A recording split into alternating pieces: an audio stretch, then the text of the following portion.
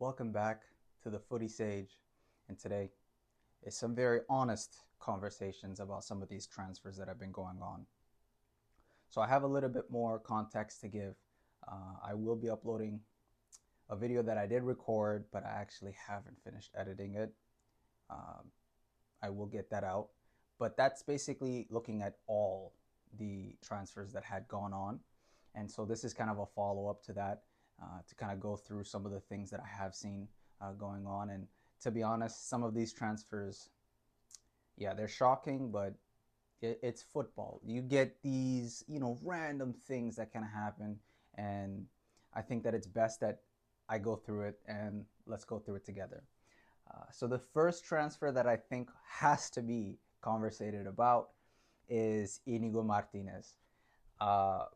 Barcelona are losing probably their best player outside of, I think, Lamine, Pedri. There's obviously a few players that are ahead of him, but in terms of being rock solid at the back, being someone that I thought would be indispensable, someone that I thought would be in this team for the next 2-3 years in terms of his experience in the game of football, his understanding of the Hansi Flick offside trap, and his partnership with Kurbasi. It reminded me of a sort of Piqué and Puyol kind of partnership. But in my personal opinion, him signing his contract, terminating it, because in his contract it had a clause that if, I guess, a Saudi team were to come, he would be able to terminate it. This is some very strange stuff. I could be getting that wrong. But all in all, the transfer did go through for free. So he went for nothing. And that is the part that makes me understand there's something wrong here. Every team that has gone for a player from any club which is affiliated with a Saudi link, you pay good money. They get money from that team. And I will be covering Darwin Nunez, for instance, who went for a good 60, 70 mil. Come on. You got to be able to make some money from these Saudi guys. They want to give you the money because they want to bolster up their league. Inigo Martinez, I didn't think would be available at all. I thought he was, stuck with the team. He's good for the next, upcoming season. Because again, I'm going to be very honest with you guys. As much as we do believe that Barcelona is that team, their biggest downfall is injuries. That injury crisis that they were dealt with at the end of the season, specifically with Koundé going out and Balde going out, that did derail their season. And as much as they had players coming in, filling in gaps, they weren't able to get over the line. And I thought that with Arroyo coming back, eventually he was going to be introduced into the team and eased back into the squad. But because of the way that Inigo was playing, especially because he built that partnership alongside Kurbasi, and then as well you have Wojciech Szczesny in net, I thought that would be their back line. That would be their starting two, regardless of if Arroyo comes back, because again, he is injury prone as well.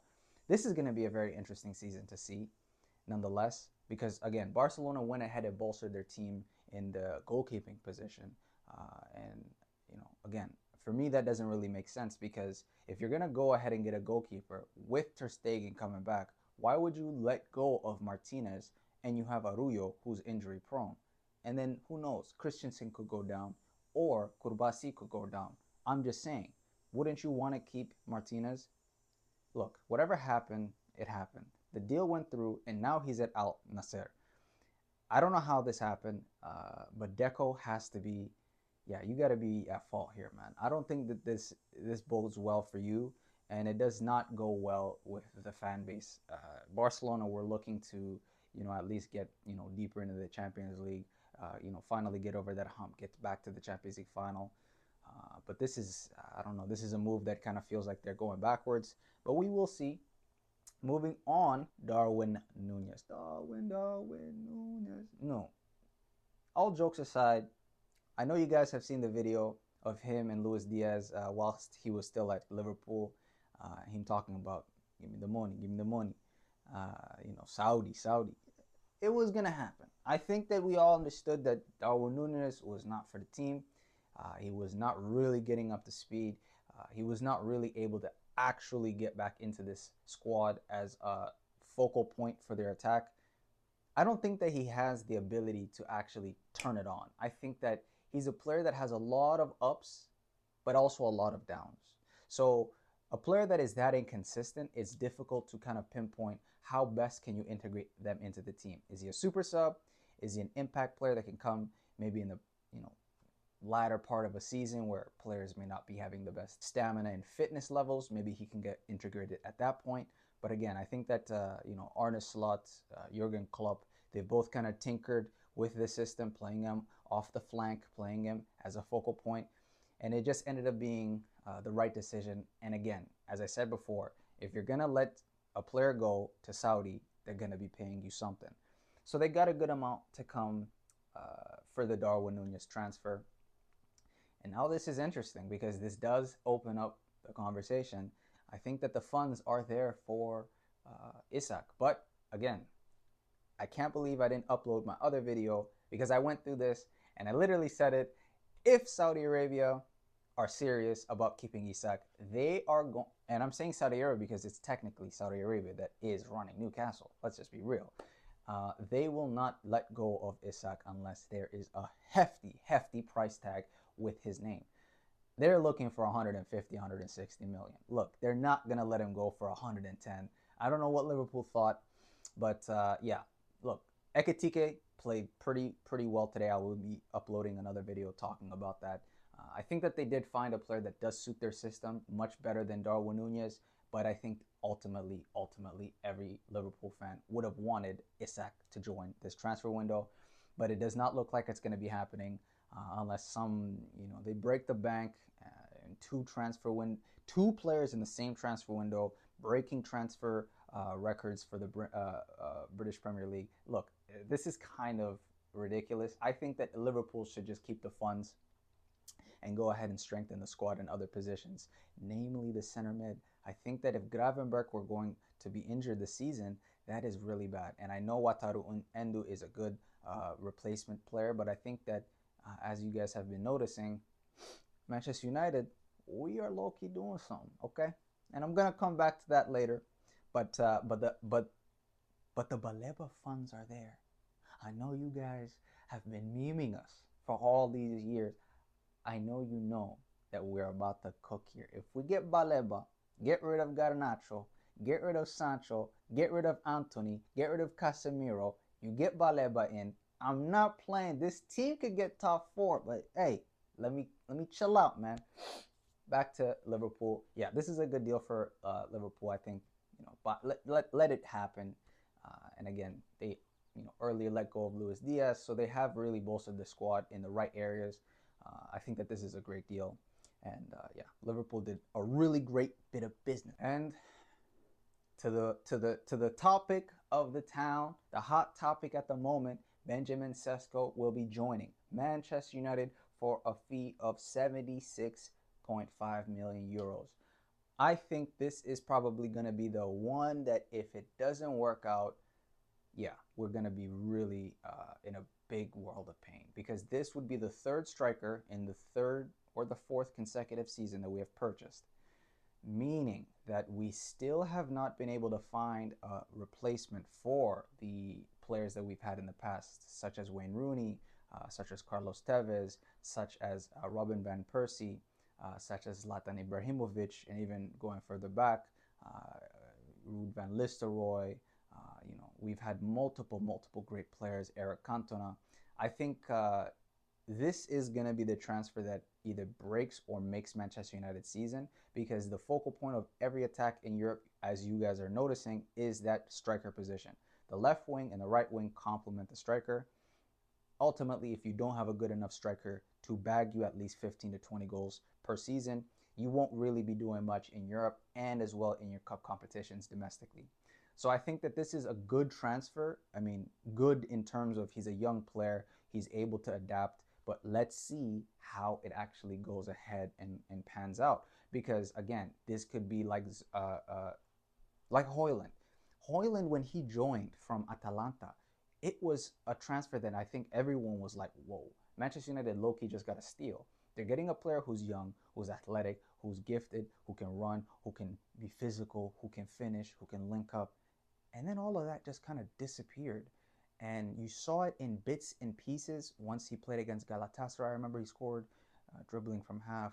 He's had a few performances that are all right, but all in all, for the fee that we had paid for him and the output that he has given us, it has been a pretty much disastrous transfer. And I think that if Sesko is not able to get the service, which I think also played into the problems that Xerxes eventually had as well, and as well Højlund had dealt with for the past 2 years, the service into our strikers has been horrendous. I mean, left wing, right wing, I mean, we were dealing with Sancho, we were dealing with Garnacho, we were dealing with Anthony, we were playing random players all around, and I think that it wasn't really good enough, the service that was getting to the striker. And that definitely does play a part into someone's confidence, into someone's consistency, because you need to have consistent, you need to be fed, man. As a striker, you need to be fed consistently. Passes from every which way.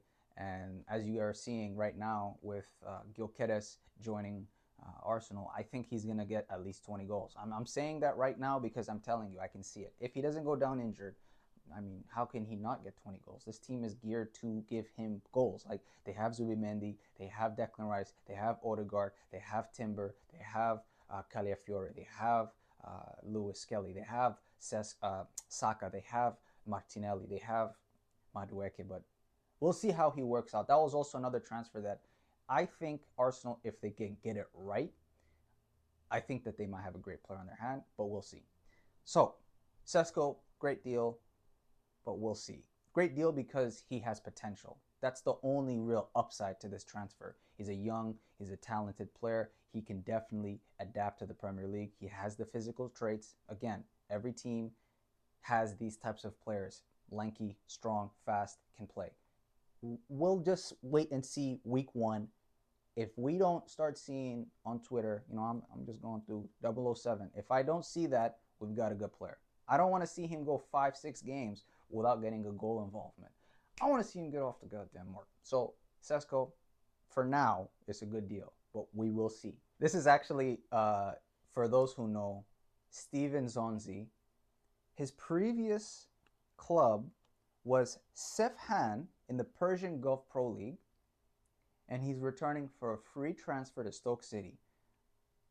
I mean, the boy's 36, defensive midfield, G. I don't know if you guys remember Steven Zonzi. Man, there's a few players that, you know what I'm saying, they just got they have the build for midfield. And that was a rhyme. But you have players like Nzonzi. You had a player like, I don't know if you guys remember, Etienne Capoue, who was playing for Villarreal at one point. These players who are long, lanky, who can play. I mean, it's difficult to play against those types of players. If you guys have played 11 aside, 6 aside, if you play against a player who's at least 6'2", but is thin, it's very difficult to play against them. So that's just a blast from the past. Steven Nzonzi. I mean, shouts out to him. He got his money. Persian, man. Now he's at Stoke. He's just chilling. Can you do it at a rainy, cold night in Stoke? I don't think so. And this was also very interesting, as Fenerbahce are down 2-1 to Robin van Persie's Feyenoord squad in the qualifying rounds of the Champions League. Dusan Tadic ends up leaving the club. And another player that has left Fenerbahce is Edin Dzeko, who joined Fiorentina. This is interesting because a lot of the players that we saw joining Fenerbahce, who were, in terms of experience, they've had a wealth of experience in Europe, but now they're leaving the team because they don't really see it as a legitimate solution for their, final stages of their career.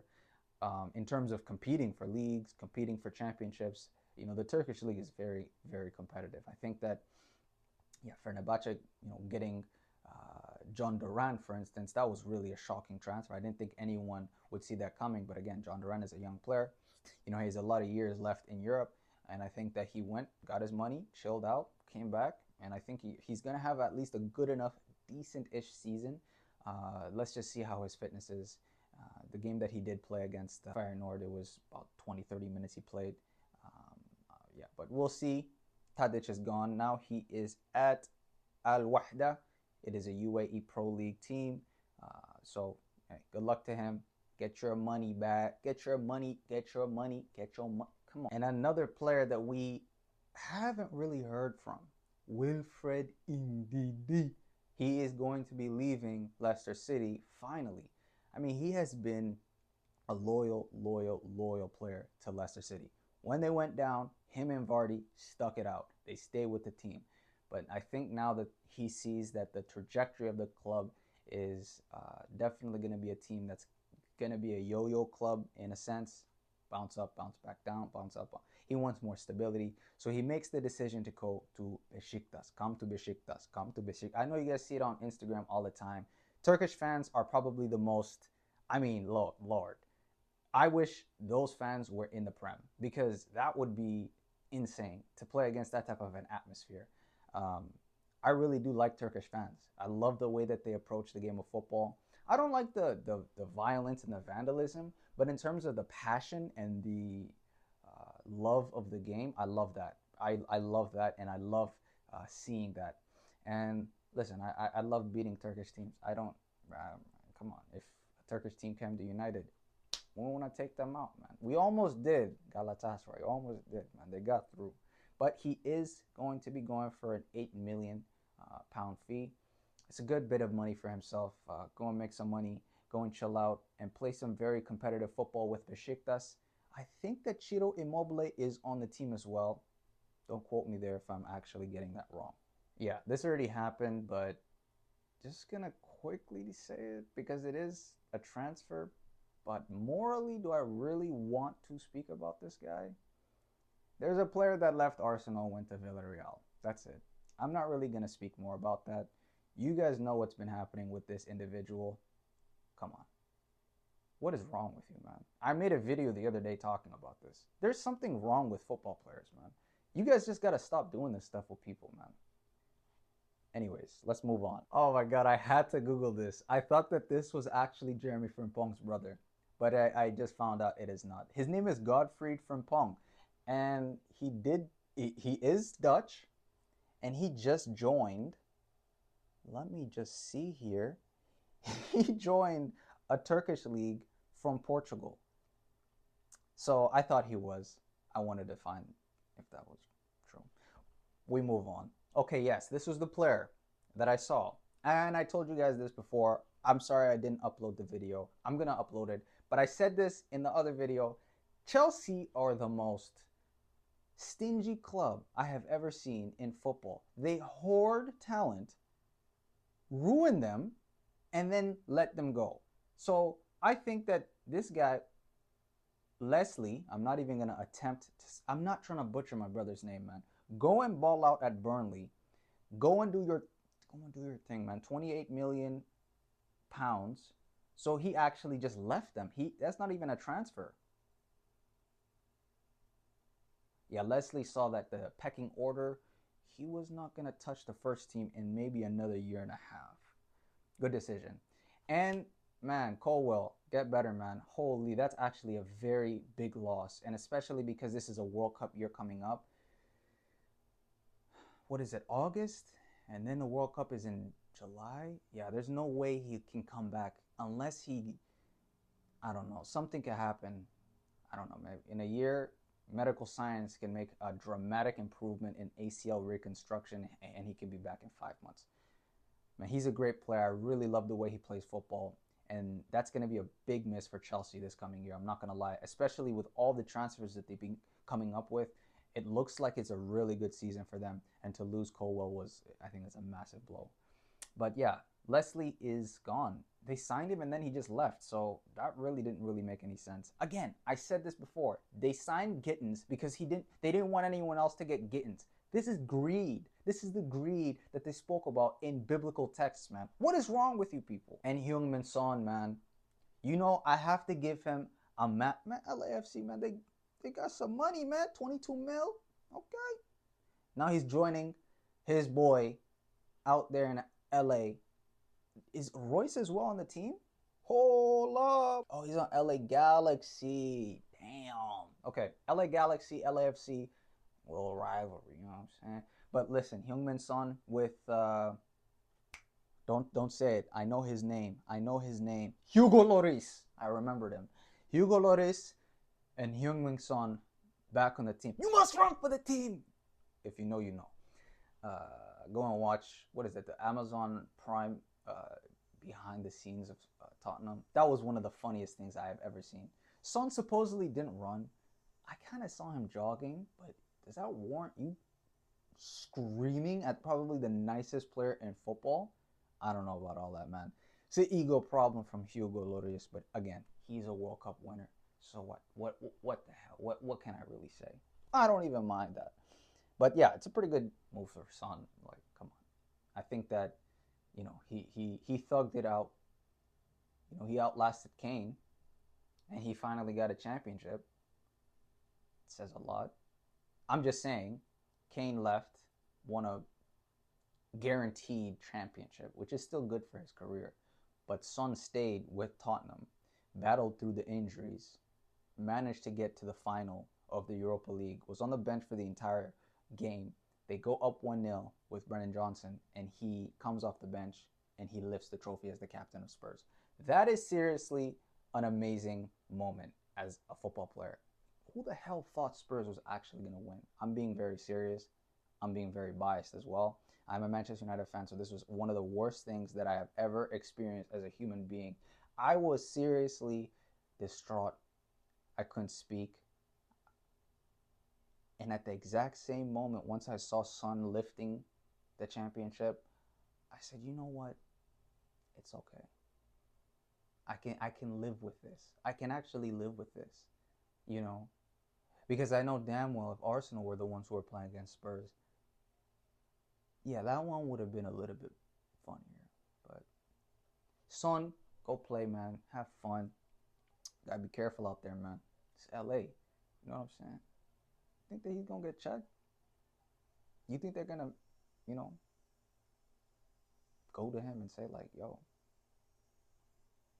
I know there's a term, I'm forgetting the term. I'm trying to make a funny joke here, but I actually gotta be careful.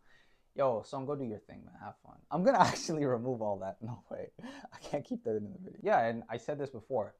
Chelsea systemically keeping players from blossoming in any other environment and willingly and ably bringing them to their team, siphoning them of their young youth and talent, and then just discarding them like Mark Gui. Mark Gui, loan transfer to Sunderland. It's a big move, man. I'm playing, bro. 19 Spanish. Come on, man. You can do your thing. Go ball out there in Sunderland. Timothy Weah, £1 million loan fee from Juventus to Marseille. Gotta be careful out there, man. You know, that team might be the most controversial team in football. You know, they got a few players out there who've been doing a little bit crazy things, and I will not name he who will not need to be named in this moment. But yeah, Timothy, go play football. 25 still. Man, I can't believe he's actually George Weah's son, man. That's actually crazy. Mr. George, you have to remember saying that, man. He's a president. He's actually he's the president of Liberia. I don't think he's still the president, but president and Ballon d'Or winner. How many people can say that? Exactly, only one. Thomas Muller, Agent Fonzie, and yeah, he's joining Vancouver. And I'm not gonna lie, that's actually a pretty nice place to go out and finish your career. Vancouver is a lovely place, man. They got a great stadium too. I love the Whitecap Stadium. But yeah, Thomas Muller, what can I say? I was gonna make a joke, but I'm not. Because it says here SS, secondary striker. I'm not gonna make the joke. Wait, was that Kwadwa? No, I'm not gonna move on to that. Okay. Again, another player, Kieran Drewsbury Hall. I think that him leaving Leicester was a good decision, but to join Chelsea, I don't know what he was thinking. Because I think he thought to himself, I've seen another player, kind of a similar player to me, but I mean in terms of engine, of course they don't have the same engine, Conor Gallagher.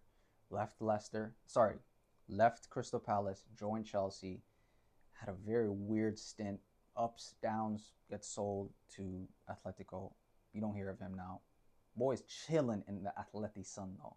Yeah, Drewsbury Hall, same thing. He was potentially a really, could have been his breakout season if he had joined another team. Maybe Spurs he could have joined. Maybe he could have joined. I don't even know. Let's be serious. I would have taken him at United. For the last season that we had just dealt with, I would have taken anyone. But yeah, he's joining Everton on a $28.65 million deal. And and Everton are going to be in their new stadium for this upcoming season. And it looks pretty sick. It looks kind of mod though, because it's like, I don't know, it's like steep. It's a very steep incline for the seats. So I hope no one falls, because that's always been one of my fears is, what if you are at the top of the stadium and you fell? Like how dangerous is it to actually, because I've seen Madrid, they keep the away fans at the very top of the Bernabeu. And I think, who else does that? I think Barcelona used to do that in the Camp Nou. And yeah, that they keep you at the very top in the most secluded area, and it just looks mad. Like, I've seen teams come to the Camp Nou and just thump them up, like for instance Bayern Munich, and you just see the fans at the very top just celebrating. You know what I'm saying? Like, I know, it's a great thing to see, but in terms of the danger aspect, I hope that Everton Stadium gets the A-OK to be safe in. You know what I'm saying? Let's see Everton do something. No more 10 points deductions for Everton, man. They already dealt with that stuff last year. It's a fresh, clean slate this year, man. Yeah, I think that's basically all that I'm gonna cover. A couple of them were, good decisions. A couple of them were a little bit strange. And a couple of them, I think that the players just understood that it's time for me to go ahead and blossom elsewhere. This is not working for me. And I think you guys are noticing a trend here. It's always Chelsea. I know you guys have great players, but you guys have to stop buying players if you're not going to use them. What's the point of doing that to someone? And I don't know why these players are also accepting the transfer to actually join Chelsea. If I was a player in the position that, for instance, Drewsbury Hall was in, or Leslie was in, or Mark Gui was in, I would think, okay, realistically, would I actually get a chance to play? Okay? If the answer is yes, but with the conditionality of me having to play absolutely beautiful football week in, week out, I would have kept myself out of this Chelsea team 100%. It's better to go to another team, like in the mid-table teams, Leicester, Crystal Palace, Crystal Palace, Brentford, Bournemouth. Like these teams, if you want to play in the Prem, then you stick with these types of teams. Or you go for a team like Spurs. You can join a team like Arsenal even. They dealt with their injury issues last year at a specific time. They needed some players in the midfield. Suspensions, especially for Thomas Partey. There was some things. I'm just saying that there's many teams in the Premier League that you could join as a young player. But yeah, I think that some players will just never learn, and Chelsea will always be. Again, Chelsea is an amazing team. Don't get it twisted. The reason why I'm saying this is because there's only so many players that can actually play a game of football, and you have to think about these things as a young professional athlete. If you're just going to join a team based off of the credentials that they have, then chances are you don't know the situation you're actually getting yourself into. Especially like a player like Estevao. He's an amazing young talent. But let's say he hits a patch that he just is really, really struggling. How long do you think he's going to start thinking to himself, wow, I may have made a bad decision here. I should have joined a team like Madrid. I'm just going to say that for instance, right? Or Milan or Inter or another team that's still good enough, big enough that he can still compete. But let's just see. I will create another couple videos until the end of August, so please stay tuned and do all those things. Like, comment, subscribe. Let me know what you guys think. TheFootySage signing out.